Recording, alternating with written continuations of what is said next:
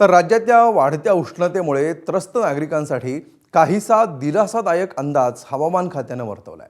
27 एप्रिलपासून महाराष्ट्रातील तापमानामध्ये हळूहळू 2 ते 3 अंश सेल्सिअसनं घट होण्याची शक्यता आहे आणि हा उतार 1 मे पर्यंत कायम राहील अशी माहिती देण्यात आली आहे।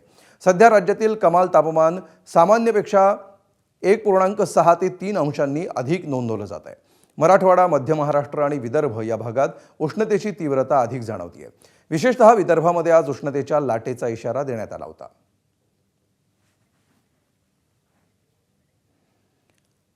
तर सध्या राज्यात तापमानाचा पारा चांगलाच वाढलाय। मुंबईचं तापमान आज 39 अंश सेल्सिअस पर्यंत पोहोचलं। हवामान विभागाकडून खरं तर रविवारी उष्णतेच्या लाटेचा इशारा देण्यात आला होता, तर पुण्यात देखील उन्हाचा तडाखा वाढलाय। पुण्याचा पारा 40 अंशांच्या पार गेलाय, परंतु पुढील 2 दिवस पुण्यामध्ये पावसाचा अंदाज हवामान विभागानं वर्तवलाय। अकोल्यातही काल या मोसमातील सर्वाधिक तापमानाची नोंद झाली आहे। अकोल्याचा पारा 46.9 अंशांवर पोहोचलाय।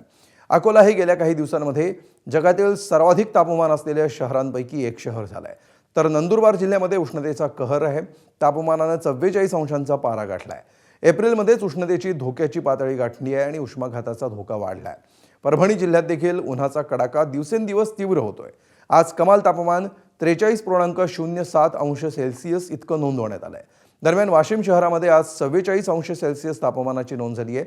यंदाच्या हंगामात वाशिम जिल्ह्यानं सलग तिसऱ्यांदा 44 अंशांचा टप्पा गाठलाय। एबीपी माझा, उघडा डोळे बघा नीट।